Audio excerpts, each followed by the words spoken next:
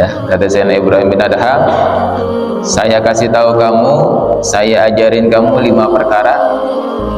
In qadarta alaihinna lam tusibka musibah wala tafutuka ladzah. Kalau kamu bisa melaksanakan 3 perkara ini, kamu tidak akan terkena musibah dan kamu akan merasakan lezat. Maka kata orang tadi mengatakan qala hati, ayat ajari.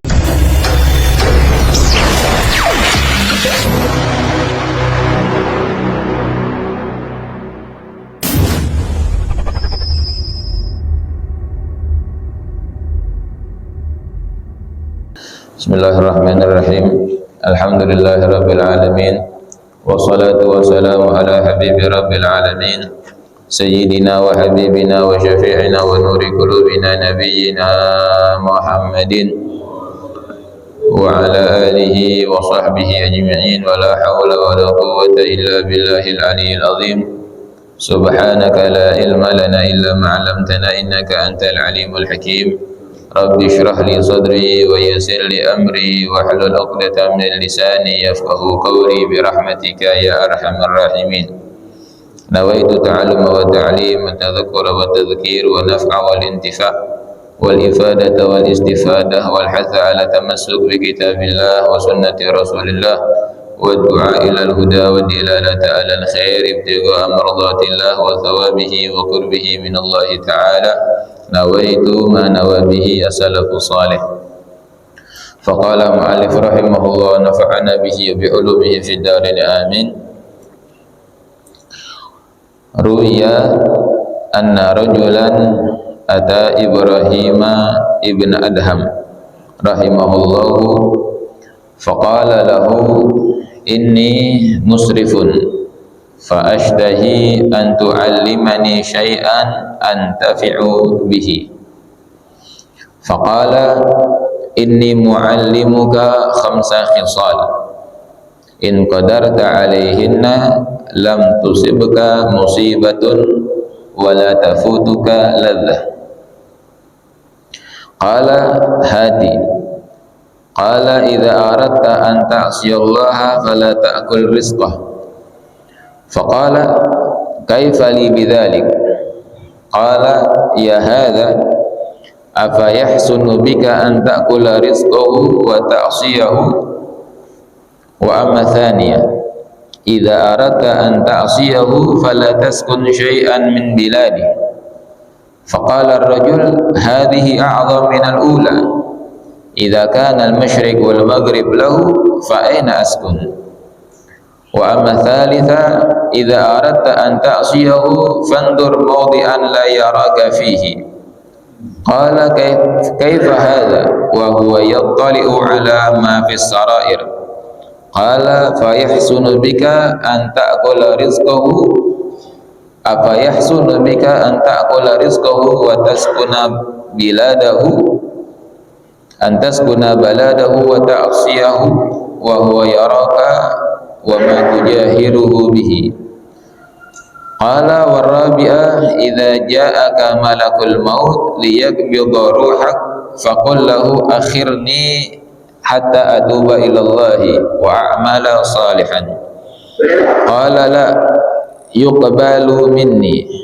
Qala ya hadha idza lam taqdir an tadfa'al mauta wa annahu idza ja'aka lam yakun lahu ta'khirun fa kayfa tarjul khalas. Wal khamisa idza ja'aka zabaniyah yaumal qiyamah liya'khudhuka ila an-nar fala tadhhab ma'ahum. Qala la yad'uni. Qala fa kayfa tarjun najah? Qala hasbi astaghfirullah wa atubu ilaih. Wa lazimahu hatta mata rahimahullah. Insyaallah. Ini ada satu riwayat ya. Dikatakan ruwiya anna rajulan ata Ibrahim ibn Adham rahimahullah faqala lahu. Diriwayatkan bahwasanya ada seseorang yang datang kepada Sayyidina Ibrahim bin Adham semoga Allah merahmati beliau. Faqala lahu, maka seseorang itu berkata kepada Sayyidina Ibrahim bin Adham, inni musrifun, sesungguhnya aku ini adalah orang yang melampaui batas, udah banyak dosa ya. Fa ashtahi an tu'allimani, maka aku ingin kamu mengajarkan aku syai'an, sesuatu, antafi'u bihi, yang aku bisa ngambil manfaat dari pelajaran tersebut. Jadi ada satu orang yang datang kepada Sayyidina Ibrahim bin Adham ya. Beliau ini orang yang banyak dosa ya. Nah, ibaratnya kita dah. Nah, kita banyak dosa, datang ke satu ulama atau satu ya guru ya, kemudian kita minta nasihat ya, kita minta nasihat sama guru tersebut, yang dengan nasihat itu kita bisa ngambil manfaat. Faqala, maka Sayyidina Ibrahim bin Adham ini, Sayyidina Ibrahim bin Adham ini termasuk ulama yang Masya Allah ya, di zaman beliau itu, beliau termasuk ulama yang zuhud, yang apa namanya, menjauh dari dunia ya. Kata beliau, inni muallimuka khamsa khisal, saya ajarin kamu 5 perkara ya. Kata Sayyidina Ibrahim bin Adham, saya kasih tahu kamu, saya ajarin kamu 5 perkara. In qadarta alaihinna lam tusibka musibah wala tafutuka ladzah. Kalau kamu bisa melaksanakan 3 perkara ini, kamu tidak akan terkena musibah dan kamu akan merasakan lezat. Maka kata orang tadi mengatakan, qala hati, ayat ajarin katanya. Yang pertama, qala idza aradta an ta'siyallaha fala ta'qur rizqah. Ya. Kata Sayyidina Ibrahim bin Adham, kalau kamu, pelajaran yang pertama, kalau kamu ingin bermaksiat kepada Allah, maka jangan kamu makan rezekinya. Ya. Ini kan apa namanya? Orang yang banyak maksiat, orang yang banyak dosa. Sayyidina Ibrahim bin Adham nasihatin sama dia, kalau kamu mau maksiat lagi, coba jangan makan dari rezekinya Allah. Faqala, maka orang ini bilang, kaifa li bidzalik, gimana saya bisa seperti itu? Katanya, ya nggak bisa, yang ngasih kita rezeki adalah Allah ya. Semua yang kita rasakan rezeki itu semuanya dari Allah. Gimana ya selama kita hidup ini kita nggak makan dari rezekinya Allah, gimana kata orang itu ya. Maka kata Sayyidina Ibrahim bin Adham, qala ya hadza, wahai fulan ya, afa yahsunu bika an taqula rizqahu wa ta'siyah, katanya, bagus gak kalau kamu masih makan rezekinya Allah tapi kamu maksiat kepada Allah? Insyaallah ini dalam banget nih ya. Kita masih makan rezeki dari Allah tapi kita maksiat kepada Allah. Insyaallah kalau mau maksiat sama Allah, katanya jangan makan dari rezekinya Allah, boleh baru maksiat. Ini nasihat yang pertama. Yang kedua, wa amma tsaniyah, maka yang kedua, idza aradta an ta'siyahu fala taskun syai'an min biladi. Kalau kamu masih pengen bermaksiat kepada Allah, maka kamu jangan tinggal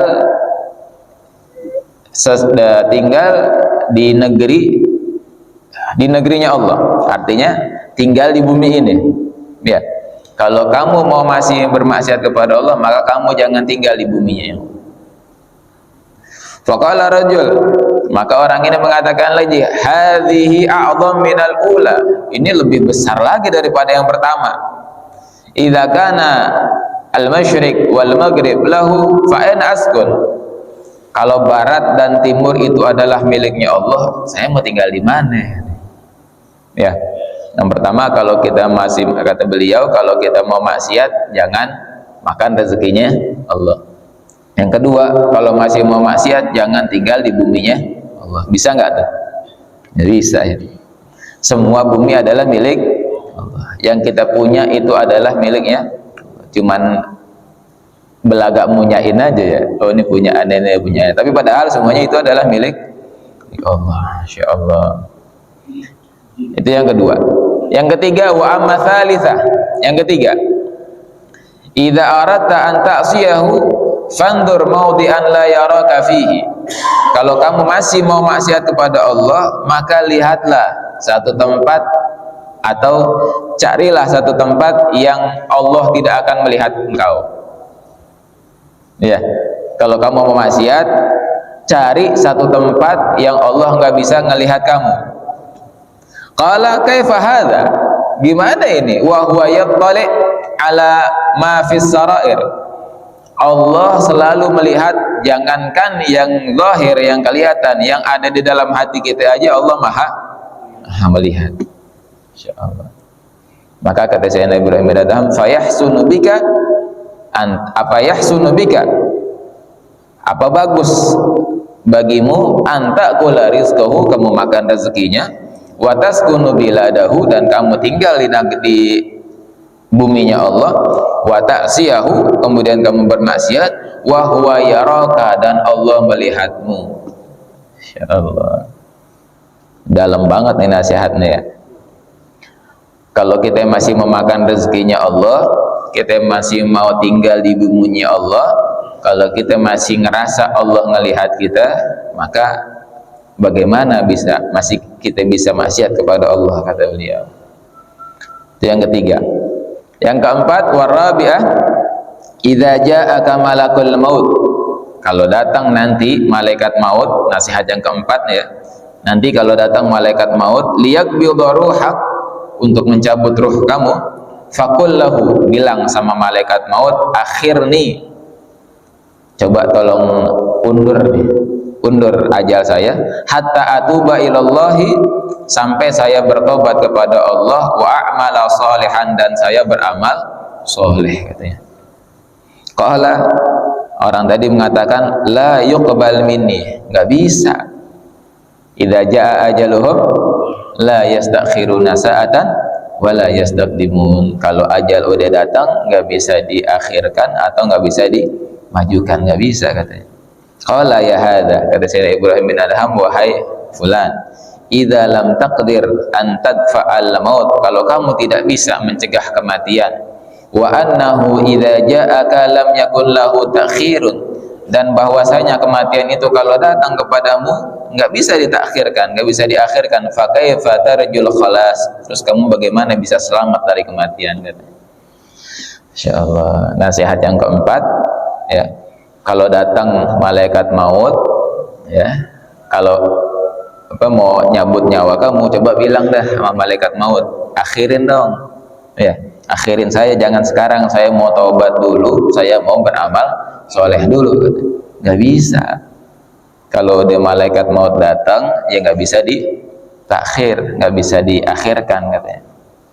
Nah, kalau begitu bagaimana kamu bisa selamat dari kematian? Nah, insyaallah.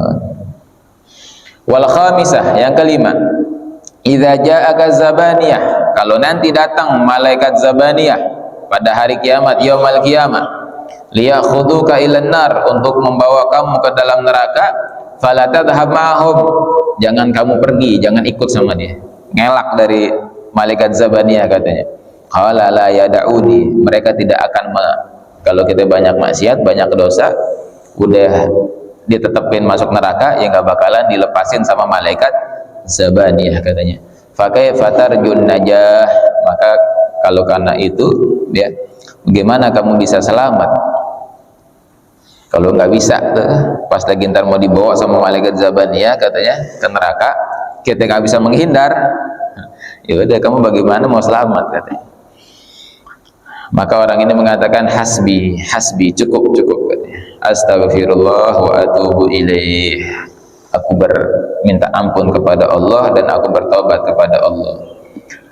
Orang ini langsung, yang tadi banyak dosa ya, yang tadi banyak maksiat, dia beristighfar kepada Allah, dia bertobat kepada Allah, walazimahu hatta mata rahimahullah, dan dia selalu diisi waktunya, hidupnya itu dengan ibadah, dengan banyak istighfar, dengan banyak taubat kepada Allah Subhanahu wa taala sampai beliau meninggal.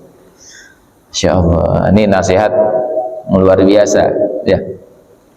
Kalau kita renungin 5 nasihat ini dari Sayyidina Ibrahim bin Adham, insya Allah hidup kita, tadi tuh, kita nggak bakalan kena musibah, ya, kita nggak bakalan ya nggak bakalan jauh deh musibah ini. Maksudnya musibah dalam agama ya. Musibah dalam agama tuh artinya kita jauh dari Allah Subhanahu wa taala. Coba sekarang nasihat ini kita tujuin buat diri kita sendiri. Ya, yang pertama, kalau kita mau maksiat kepada Allah, coba jangan makan rezekinya Allah.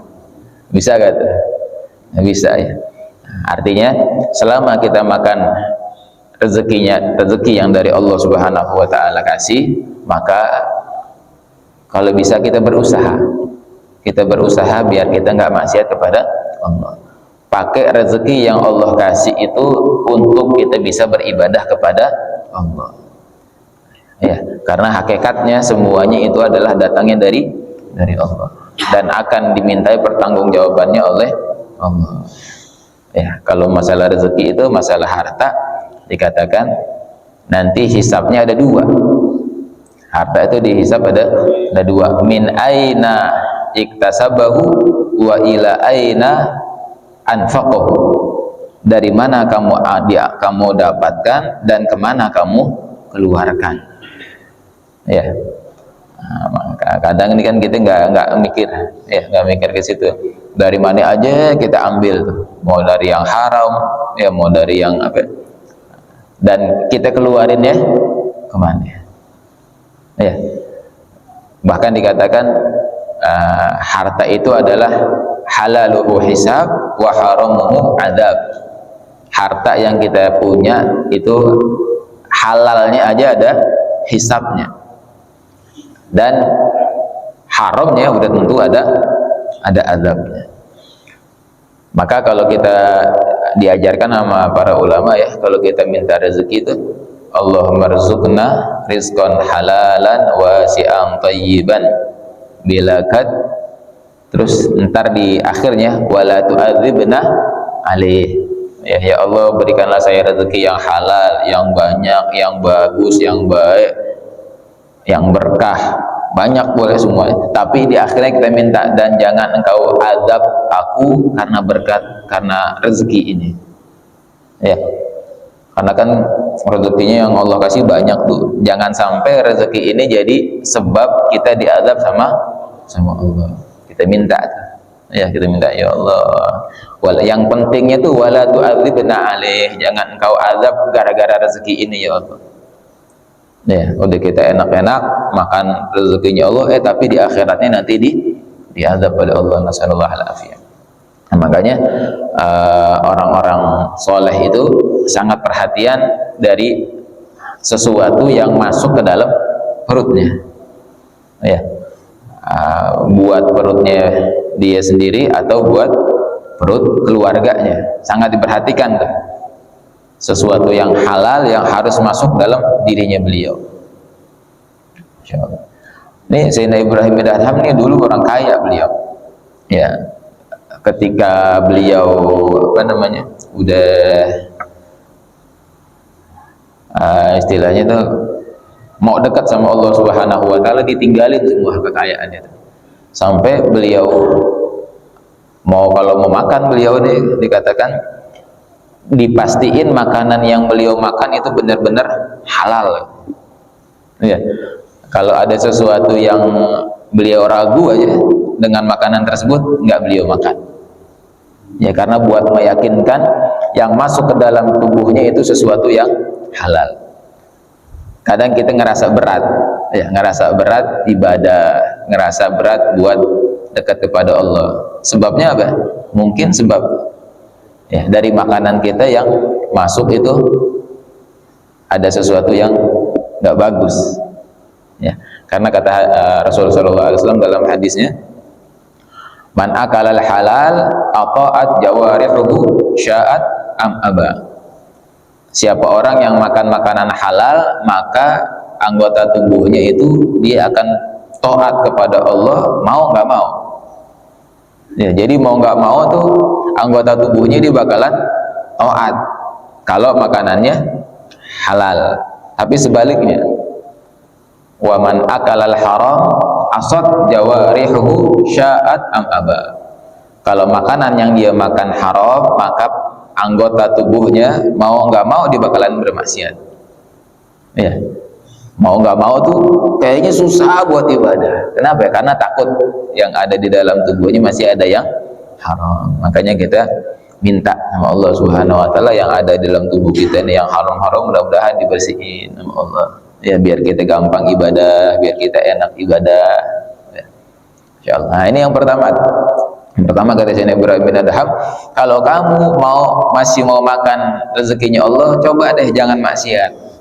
Ya, kita berusaha.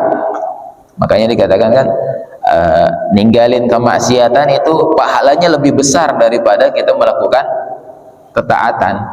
Ya, kita sholat gampang, tapi kadang ninggalin maksiat itu susah. Ya, karena ninggalin maksiat pahalanya berlipat-lipat lagi. Sholat gampang sholat, tapi habis sholat ini bisa nggak kita nggak maksiat? Bisa nggak kita jaga diri kita? Nah, itu yang pertama. Ya, jangan makan rezekinya Allah. Nah, ya kalau kamu mau maksiat, coba jangan makan rezekinya Allah. Artinya selama kita lagi makan rezekinya Allah, kita dikasih rezeki sama Allah, jangan kita bermaksiat kepada Allah. Berusaha, ya kita berusaha biar gak maksiat. Yang kedua, selama kita masih tinggal di buminya Allah, ya berusaha lagi jangan bermaksiat. Kita kalau nggak tinggal di sini, tinggal di mana ya? Semuanya milik Allah. Di dunia milik Allah, di langit milik. Cuman kadang kita memang munyain ya, ini punya gue. Enggak, ini semuanya punya Allah. Insyaallah. Apa ya? Kalau logikanya, misalkan kita dikasih satu tempat sama orang. Ya, kita dikasih rumah dah. Kita dikasih rumah sama orang. Nih, kita tempatin tuh, jaga baik-baik tuh tempatnya tuh, jaga baik-baik tuh rumah, jangan dihancurin, jangan dikotorin, jangan dirusak. Udah dikasih kita fasilitas enak, kita masuk ke rumah itu, kita hancurin tuh rumah ya, temboknya, kacanya kita pecahin, ya barang-barang yang bagus di situ kita hancurin semuanya. Yang punyanya datang, pas dilihat rumahnya berantakan, nggak dijaga. Kira-kira yang punya tuh marah apa enggak? Pasti marah ya. Ya Allah, kita dikasih amanah, kasih rumah yang mewah, yang luar biasa, yang bagus, tapi bukan kita syukur, ya bukan kita jaga itu rumah, kita rawat, tapi malah kita hancurin. Begitu juga. Untung aja, makanya alhamdulillahnya tuh, walaupun segimananya kita, Allah Maha Rahman, Maha Rahim, ya Arhamur Rahimin. Allah Maha Pengasih, Maha Penyayang. Sebejat-bejatnya kita, sebanyak dosanya kita, nggak langsung diazab sama Allah. Ya, dikasih dikit-dikit, kasih mungkin ya kita sumpah, kita susah, kita dikasih penyakit, itu termasuk dari kasih sayangnya Allah. Coba aja kayak tadi, kalau misalkan pemilik rumahnya langsung datang, langsung ngomel-ngomel sama kita, langsung kita diusir, gimana itu? Ya, kalau diusir sama tuan rumah tadi bisa pindah rumah lagi ke yang lain, tapi kalau diusir sama Allah gimana? Masya Allah. Ya, kalau kayak umat-umat terdahulu, udah diusir artinya dimatiin udah langsung sama Allah. Oh, maksiat nih, durhaka sama nabinya, habis deh. Tapi alhamdulillah, karena kita adalah umatnya Nabi Muhammad SAW, masih ditunggu. Ya, taubat kita masih ditunggu, istighfar kita masih ditunggu, walaupun kita banyak maksiat. Ya, nah, kalau kita masih tinggal di buminya Allah, berusaha kita jangan bermaksiat kepada Allah. Ini bumi adalah miliknya Allah. Makanya kalau ada yang bilang Udah deh, aneh kan maksiat, duit aneh, ya kan, rumah aneh, ngapain ente yang ribet? Siapa bilang duit ente? Itu duitnya Allah, rumah Allah, ente aja mau nyain. Ya, kalau kita maksiat pasti turun bala, pasti turun azab. Yang punyanya nggak mau kan? Bumi ini kan punyanya Allah. Nggak taunya dirusak, dimaksiatin. Yang marah yang punya. Jangan salahin kalau pas lagi banyak maksiat Allah turun bencana. Marah yang punyanya. Ya. Ya Allah, itu yang kedua. Kemudian yang ketiga, ini lebih dahsyat lagi. Kalau kamu masih mau maksiat kepada Allah, cari tempat yang sekiranya Allah nggak lihat. Ini luar biasa nih. Kalau kita punya maqam muraqabah seperti ini, kedudukan yang selalu diperhatikan sama Allah, insya Allah dimanapun tempat kita nggak bakalan maksiat. Ya, lagi banyak orang. Kadang kan kita kan malu sama orang ya, tapi kita nggak malu sama Allah. Lagi orang banyak kita udah kayak orang soleh, ya kan? Wah, masya Allah, sholatnya masya Allah, khusyuk, baca Quran, ya kan? Tapi pas lagi sendirian, wah udah dah, nggak ada yang lihat, tapi kita lupa, ya, bahwasanya Allah selalu melihat. Ini dalam banget ya, nasihatnya dalam banget, masya Allah. Kalau kamu mau maksiat, cari tempat yang sekiranya Allah nggak mau lihat, Allah nggak ngelihat. Di mana itu tempat tuh? Gak bakalan ada. Ya, di kamar sendirian kita kunci. Lihat, kamar mandi kunci, dilihat. Mau di mana lagi? Tempat yang gelap, di hutan, lihat semuanya. Bahkan dikatakan huwa yattali ala ma fis sarair. Allah jangankan ngelihat yang zahir, yang ada dalam hati kita Allah tahu. Allah lihat. Ya. Ini tahu nih Allah nih. Yang datang ke majelis nih, yang datang ke masjid ini niatnya buat apa, Allah tahu. Ya kan? Jangankan yang kelihatan, yang ada di dalam hati kita yang kelihatan Allah. Oh, ini datang ke sini masya Allah nih niatnya ikhlas nih. Ya kan? Oh, nih ustadznya nih datang ke sini buat biar pagi-pagi dapat teh doang, tahu. Iya. Datang ke sini buat tahu deh. Ya. Jangankan yang kelihatan, yang ada dalam hati kita Allah tahu. Masya Allah.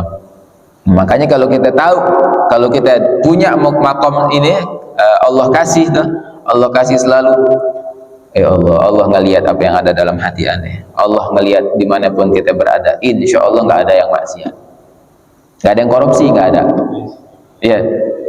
Kan orang kadang korupsi, ya, maling, karena nggak ada yang lihat kan. Ya, wah ini kesempatan nih, nggak ada orang nih, diambil. Tapi dia nggak tahu Allah selalu melihat dia. Ya, makanya kalau hukum Islam diterapkan, orang itu benar-benar jalanin syariat Islam, insya Allah aman. Ya, insya Allah aman semuanya. Karena masing-masing ngerasa diawasin sama Allah. Coba kita mau maksiat di mana yang nggak kelihatan sama Allah. Misalkan ada orang mau berzina, ya, ada orang mau berzina. Dia mau zina di mana coba? Hah? Wah, ini mau ke hotel nih, ada penyadap suaranya, nggak bakalan kelihatan deh sama orang. Iya, sama orang nggak kelihatan, tapi sama Allah kelihatan. Ya, mau pergi kemana dah? Pergi ke tempat yang tetap kelihatan sama Allah, aman tuh.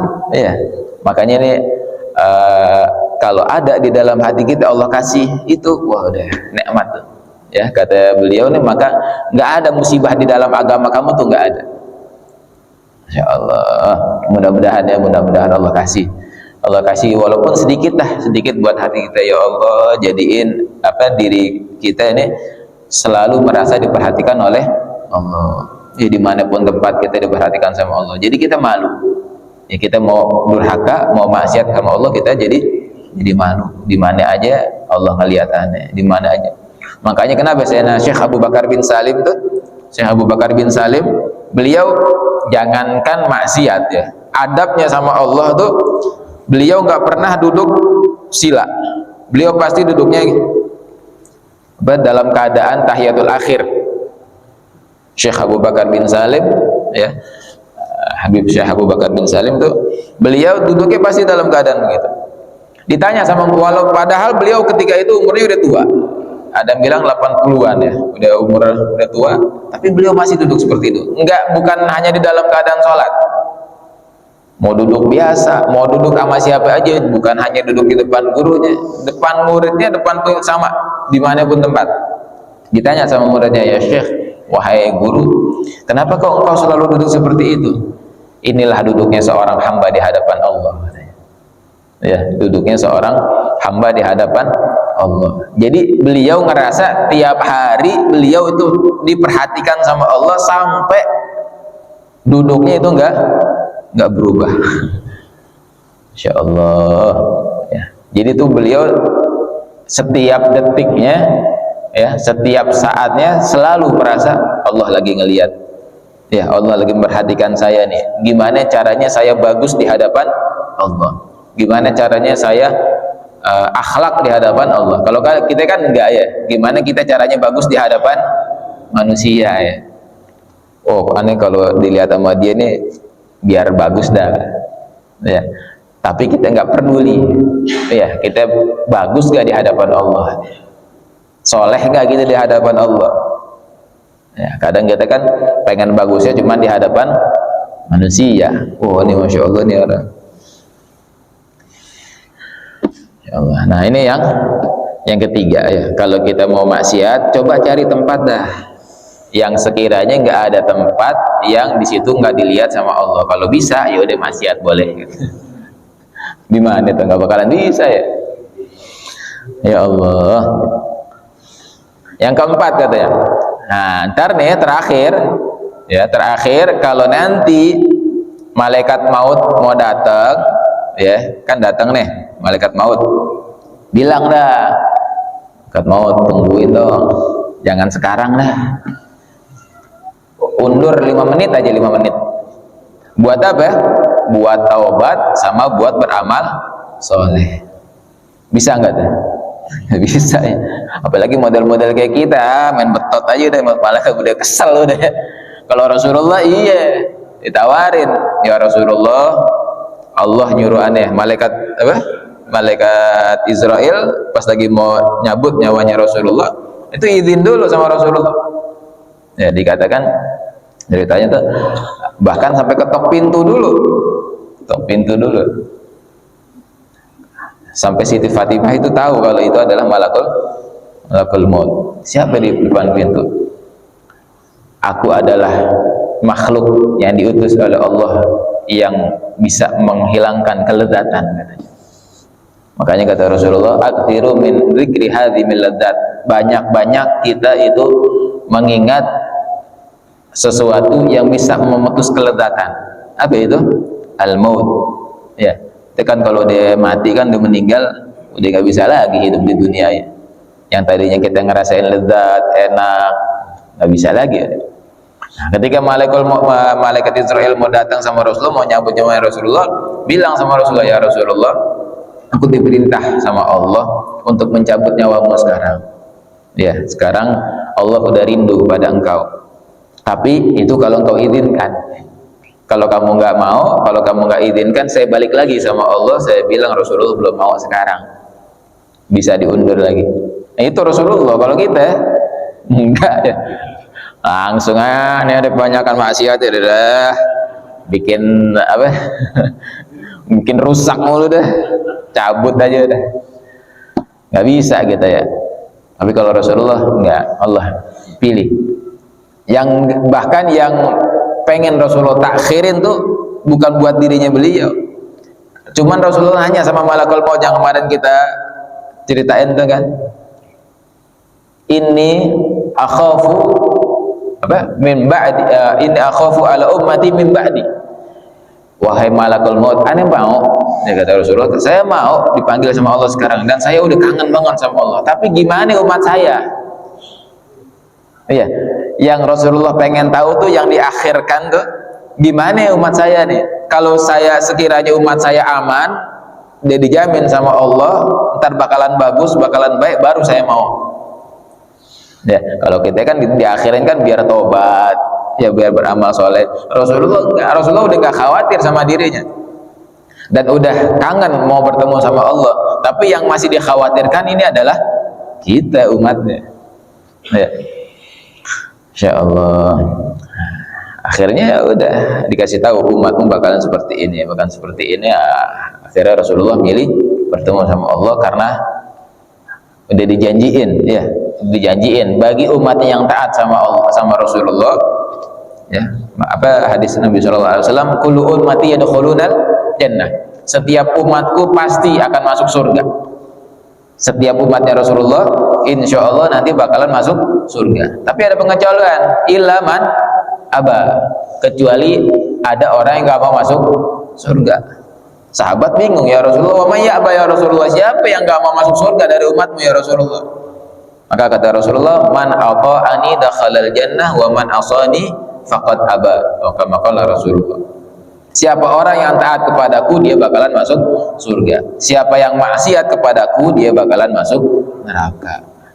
Dia yang nggak mau masuk surga. Ya, selama kita mudah-mudahan diaku sebagai umatnya Nabi Muhammad, selama kita taat sama Nabi Muhammad, maka mudah-mudahan nanti kita selamat bareng sama Nabi Muhammad. Ya, nah, udah senang begitu, udah baru dari Rasulullah milih. Nah, kalau kita nggak bisa, ya, malaikat maut datang sama kita, malaikat maut dulu tunggu, aneh mau ini dulu, udah dah, jangan banyak ngoceh dah, udah banyak udah, ya, orang tua ente udah meninggal, saudara ente udah meninggal, teman ente udah meninggal, nggak cukup tuh, ya kan dikatakan kafabil mauti mau'idhah, ya, cukup kematian yang ada di sekitar kita itu sebagai peringatan buat kita bakalan menjadi seperti itu. Pengumuman, inna lillahi wa inna ilaihi, oh dia meninggal, untung dia yang meninggal ya, oh dia nggak taunya, padahal tuh buat mengingat nih, ntar dikit lagi ente nih.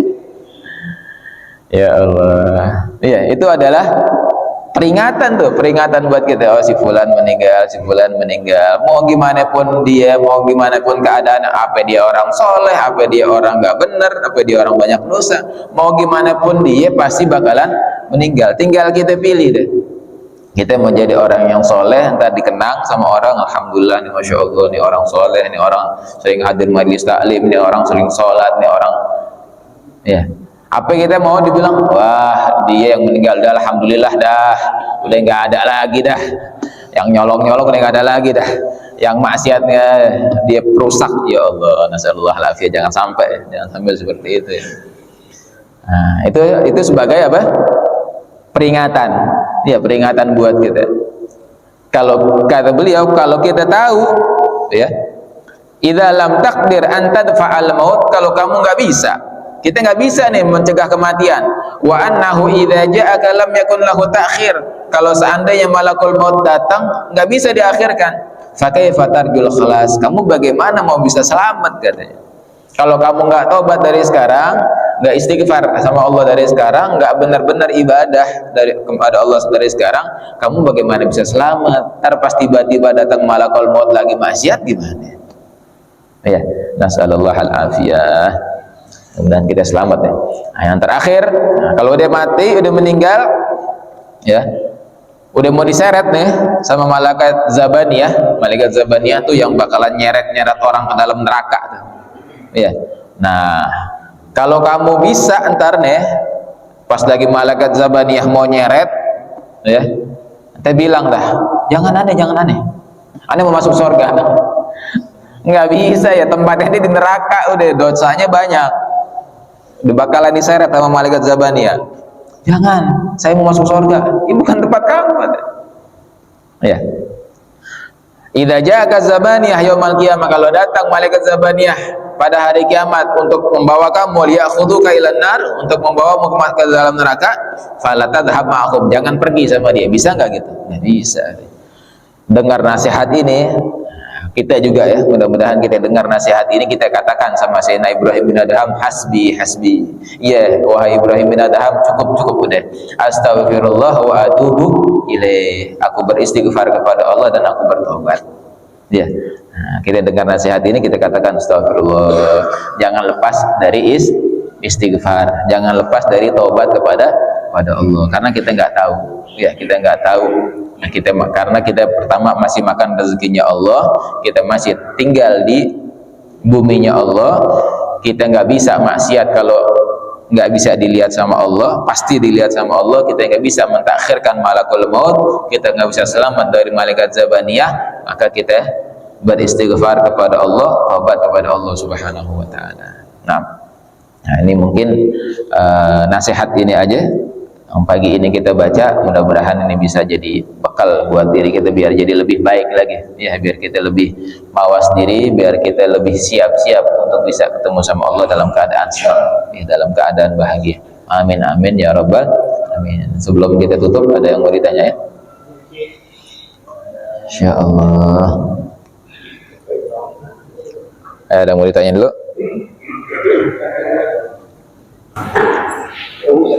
Ya, oh langsung dua. Apa duluan nih? Ayo, Bang Irwan dulu. Ya. Dalam kematian, boleh nggak kita meyakini? Biasanya ada tanda-tanda paling kematian. Jadi misalnya si A meninggal atau sedang sakit dalam beberapa hari. Itu biasanya kan ada tanda-tandanya, itu tidak sakit. Dan saya alami keluarga ya, omongannya sudah dia pengen pulang. Tapi kita boleh nggak meyakini bahwa ini dan nggak lama lagi nih, kamu harus jaga sekali. Boleh nggak? Dan ada yang dalamnya sebetulnya tanda-tanda orang kematian. Meyakini ya. Kalau ini yang katakan kita boleh juga. Iya. Artinya berprasangka lah gitu ya, nggak yakin. Ya memang tanda-tanda orang mau meninggal itu kadang ada yang dikasih tanda-tanda dulu, ada yang langsung nggak ada tanda-tandanya. Ya. Nah, ini termasuk dari rahmatnya Allah Subhanahu Wa Taala, itu kadang-kadang begitu. Ya, kadang orang ada yang dikasih tanda, kayak sama Allah yarham walidi ya, abah, aneh juga begitu. Mau pulang. Ya, tapi kan kita sebagai anak kan kasih semangat terus kan. Wah, mana ini rumahnya di sini, udah kita kasih semangat terus tuh. Jangan. Tapi kalau buat diri kita, ya buat anaknya kita doain terus. Ya. Cuman memang tadi ada tanda-tanda seperti itu. Dan kalau memang kayaknya kita begini nih, nah kita sebagai ini harus siap-siap tuh. Siap-siap artinya siap-siap jaga orang yang sekiranya kita berprasangka ini orang bakalan meninggal, kita jaga, kayak kita bacain Yasin, kita bacain. Enggak, sebelumnya belum. Kecuali kalau memang beliau nggak sadar. Tapi kalau kita sering bacain gitu, ya nggak apa-apa. La ilaha illallah, la ilaha illallah, la ilaha illallah. Artinya kalau kita misalkan ngajiin sekiranya nggak kesinggung apa gimana, udah nggak sadar lah gitu ya, nah baru gitu.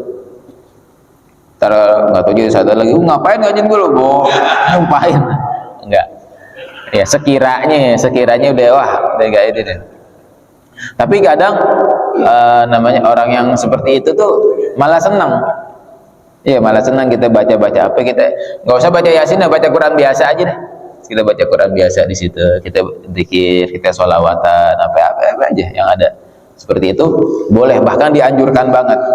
Ya, biar beliau itu selalu ingat sama Allah, dan kita kasih tuh husnudzon. Jangan ditakut-takutin. Ya, nggak boleh takut-takutin. Mau meninggal loh, mati. Dosa lu banyak. Jangan bikin sesuatu yang putus asa sama rahmatnya Allah, nggak boleh.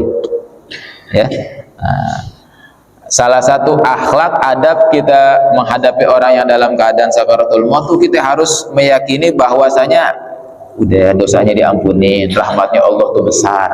Ya, nah itu ada yang namanya khauf, ada yang namanya roja. Nah, ketika sakaratul maut, roja lah, apa namanya, pengharapan sama Allah, buat rahmat kita kepada Allah itu lebih ditekankan di situ. Ya, udah Pak, insya Allah Allah ampunin semua dosa-dosanya. Allah lagi sayang nih, Allah lagi angkat derajatnya, Allah lagi rahmatin terus gitu. Ya biar prasangkanya sama Allah tuh husnudzonnya besar. Oh iya, Allah rahmatnya Allah besar, ini bakalan kita. Ya, jadi memang ada tanda-tanda seperti itu dan kita hati kadang kan memang hati nggak bisa dibohongin ya. Hati ada aja. Oh ini udah gini nih, udah dah kita siap-siap dah. Kita yang keluarganya tuh siap-siap maksudnya jaga, mudah-mudahan, dan kita berharap nanti yang keluar akhir ucapannya adalah kalimat yang bagus, ya la ilaha illallah atau Allah. Nah, kita berusaha buat itu, jangan ditinggalin tuh ya. Kalau bisa ketika itu jangan kalau kita udah yakin seperti itu, kalau bisa harus ada yang terus nemenin ya. Ntar kalau ditinggalin, nah, takutnya kan kita nggak tahu ya, nggak tahu beliau sendirian gitu. Ya Pak? Ya, ntar dulu. Nah, terakhir ya. Maksiat ya. Kalau berzina itu kan maksiat. Kalau kita kata wanita, kata wanita itu gimana tuh? Iya. Nah ini nih memang nih yang makanan kita tiap hari begitu deh. Kalau berzina udah jelas ya. Jadi ada maksiat besar, ya, termasuk dosa besar kayak tadi berzina, ya itu dosa besar gitu ya. Jangan sampai, mudah-mudahan kita dijaga oleh Allah Subhanahu wa taala, keturunan kita dijaga ya dari perzinahan. Itu sesuatu la yazni zani hina yazni wa huwa mu'min, dikatakan oleh Rasulullah. Tidak ada seorang pun yang berzina ketika dia berzina di dalam keadaan beriman. Masyaallah alafiyah ya. Artinya ketika orang yang berzina tuh ditakutkan ketika itu imannya lepas darinya.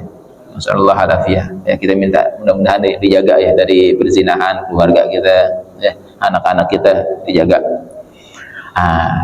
Gimana ya, tapi kalau kita keluar kita ngeliat sesuatu yang haram, nah itu gimana tuh? Itu termasuk zina juga bukan?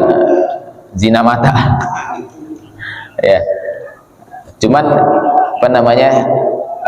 ya maksiat-maksiat gitu, maksiat-maksiat kecil gitu ya, dikatakan malah cuma, nah ini dia an-nadharah sahmun min sihamil iblis, penglihatan kepada sesuatu yang haram itu adalah sahmun, adalah anak panah dari anak panahnya iblis. Faman tarakaha makhafatan minni alqaitu al-mahabbah fi qalbi. Dikatakan ya, siapa orang yang bisa ninggalin melihat yang haram, maka Allah akan kasih di dalam hatinya kelezatan dalam ibadah ya. Dia jaga matanya. Nah, kita sekarang ada contoh Habib Umar bin Hafid itu. Habib Umar bin Hafid, kita pernah lihat videonya itu, ada orang mau masuk Islam, ada orang masukin perempuan mau masuk Islam, padahal berhadapan sama beliau tuh, ditalkin syahadat, jadi syahadatin sama beliau, matanya ketutup beliau. Subhanallah. Kalau kita kan dilihatin terus ya, cakep nih, sayang ya.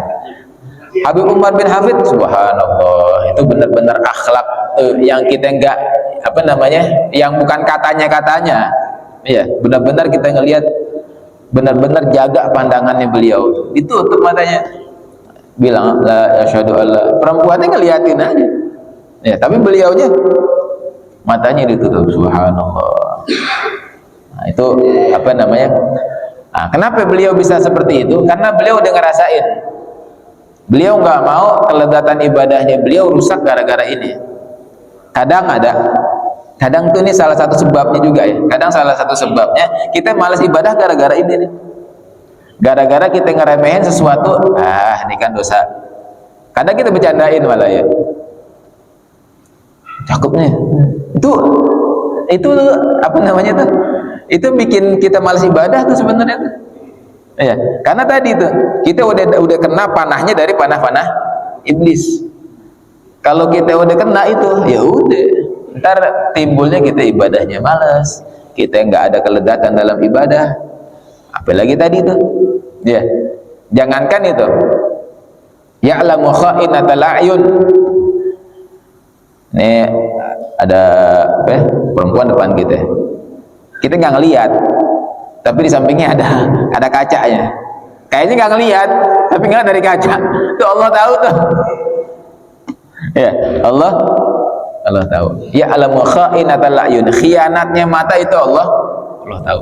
Kalau kita tinggalin karena kita takut sama Allah bakalan kasih tuh halawatul iman dikatakan. Ya, kelezatan ibadah tuh Allah bakalan kasih. Cuman memang berat. Tapi dengan beratnya itu Allah juga kasih imbalan yang luar biasa. Gitu, ya Pak. Berarti kalau lihat di sini kan banyak cowok-cowok pakai cara kayak begitu. Apalagi punya udah haram, nggak nikmat lagi. Cowok-cowok pakai celana pendek sekarang, apalagi begitu sekarang. Bukan perempuan aja celana pendek, cowoknya pakai celana pendek. Nggak boleh bertaram juga ya? Bala itu.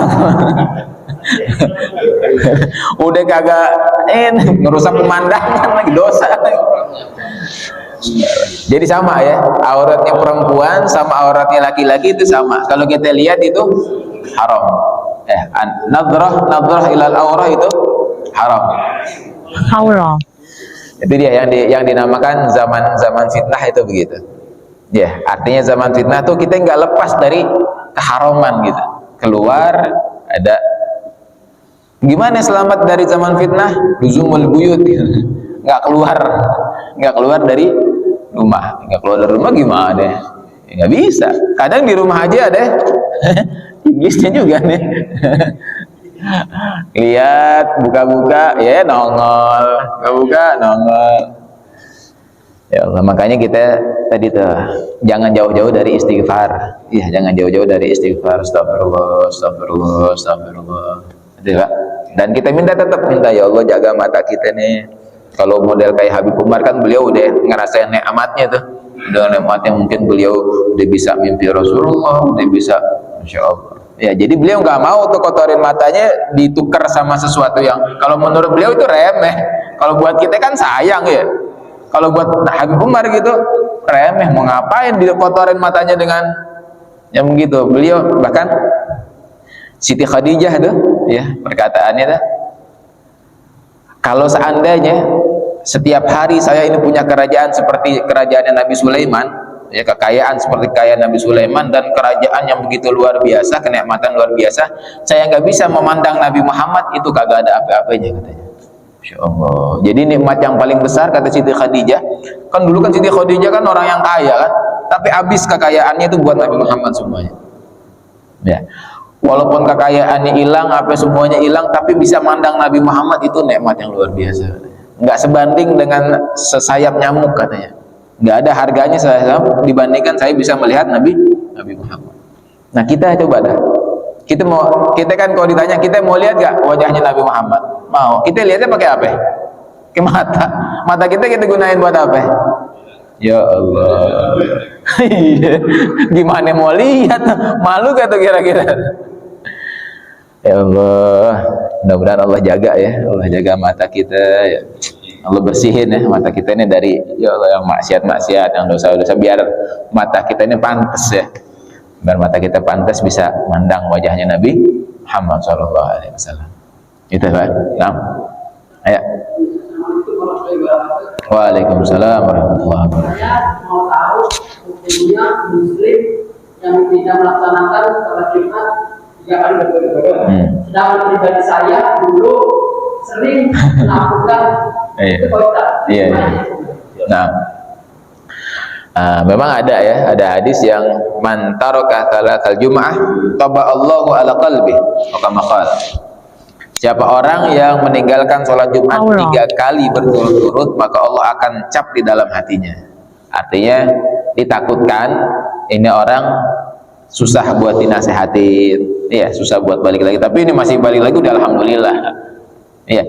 Wah, aneh dulu sering nggak sholat Jumat. Gimana? Fat katanya. Yang udah lewat nggak apa-apa. Sekarang Allah masih kasih kita kesempatan buat balik lagi, buat sholat Jumat lagi. Yang dulu tinggal kita banyakin istighfar. Ya, dan jangan kita lakuin lagi. Ya, itu benar ada hadis yang menerangkan kalau orang yang 3 kali nggak sholat Jumat ya, maka dia akan dicap hatinya itu, takutnya hatinya keras gitu ya, mati hatinya, artinya buat ibadah dia susah gitu ya. Tapi sekarang kita balik lagi, nah itu dari kasih sayangnya Allah yang masih Allah kasih sama kita, kasih rahmat sama Allah. Nah, maka kita jaga, jangan sampai kita balik lagi seperti itu ya. Jadi benar ada yang seperti itu, dan buat kita jangan sampai kita tinggalin sholat Jumat. Katanya sholat itu cuma seminggu sekali, Jumat doang misalkan. Ya dia sholat dulu, ntar mudah-mudahan bisa sholat yang 5 waktu lagi. Gitu. Ya, gitu ya. Nah, jadi yang apa? Yang lalu yang sekarang itu. Oh, udah habis selesai deh. Kan ada yang mengatakan katanya 3 kali kalimat dikatakan kafir. Oh, enggak. Yang kafir tuh jadi gini. Misalkan ditanya orang itu, "Ente kenapa nggak sholat Jumat?" "Sholat Jumat gak wajib." Ini dia. Iya. Misalkan kita ditanya, "Ente kenapa nggak sholat Jumat?" "Sholat Jumat gak wajib." "Ngapain sholat Jumat?" Ngeremehin. Sunnah muakkad nggak ada hukum, nggak tahu itu aja dulu. Apa? Nganggep sholat itu nggak wajib itu dia. Tapi ya apa namanya? Kalau ada orang dibilang ente, dan kita nggak boleh ngumumin orang begitu juga ya. Apa namanya? Kalau kita nggak rahmat sama orang, nanti takutnya kita nggak dirahmatin lagi sama Allah Subhanahu wa taala ya. Kalau buat diri kita ancaman seperti itu biar kita takut, kita nggak ngelakuin seperti itu. Nah, buat orang lain kita jangan ngejas begitu. Iya. Kafir ini. Nggak taunya ntar yang dikasih taufik kita ya dia. Kita yang balik lagi, naudzubillah. Ya. Nah, jadi kalau misalkan ada orang yang nggak sholat Jumat, dibilang sama dia, "Ente kenapa nggak sholat Jumat?" "Sholat Jumat nggak wajib." Harus tobat dia. Tobat, nggak boleh ya, sholat Jumat tetap wajib. Kalau emang ente nggak sholat Jumat, ya ane nggak males, ane belum ini, nah, masih apa namanya, tetap dosa besar dia, tapi nggak sampai ke murtad, nggak sampai ke kafir gitu. Ya. Nah, udah tutup. Oh, udah. Allahu a'lam. Bisa. Nanya di beres.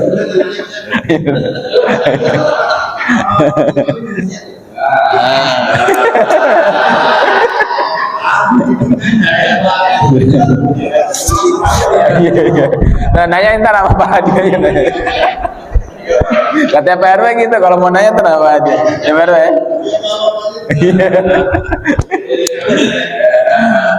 Power on.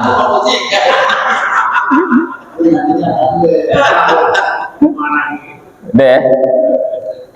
Allah alam bisawab. Mudah-mudahan yang nasihat yang tadi ya bisa kita semasuk dalam diri kita, bisa menambah kita dekat sama Allah, dekat dengan Nabi Muhammad SAW. Kita bisa nambah rajin lagi ibadah kepada Allah, bisa meninggalkan kemaksiatan, dan diri kita dijaga oleh Allah Subhanahu wa taala dari kemaksiatan. La hadhihi niyyah wa ala kulli niyatin shalihah wa ila hadratin Nabi Muhammad sallallahu alaihi wasallam. Al-Fatihah. A'udzu billahi minasyaitonir rajim. Bismillahirrahmanirrahim. Alhamdulillahirabbil alamin arrahmanir rahim maliki yaumiddin. Iyyaka na'budu wa iyyaka nasta'in ihdinas siratal mustaqim siratal ladzina an'amta 'alaihim ghairil maghdubi 'alaihim waladdallin. Amin.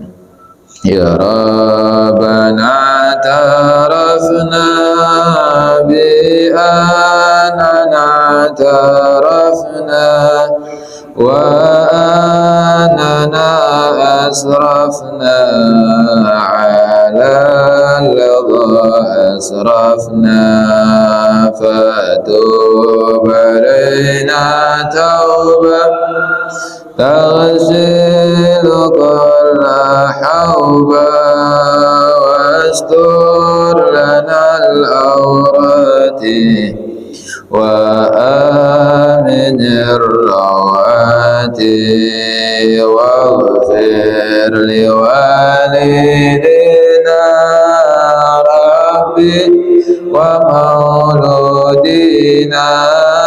والأهل والإخوان وسائر الخلان وكل ذي محبة أو جيرة أو صحبة والمسلمين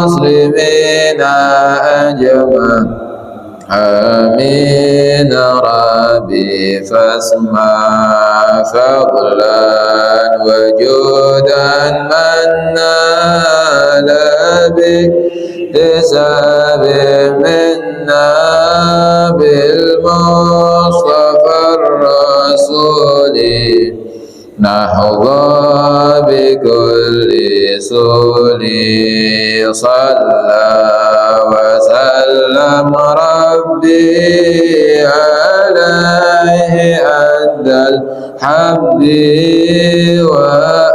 وآله وصحبه عداد طرش صحبي والحمد لله في البدء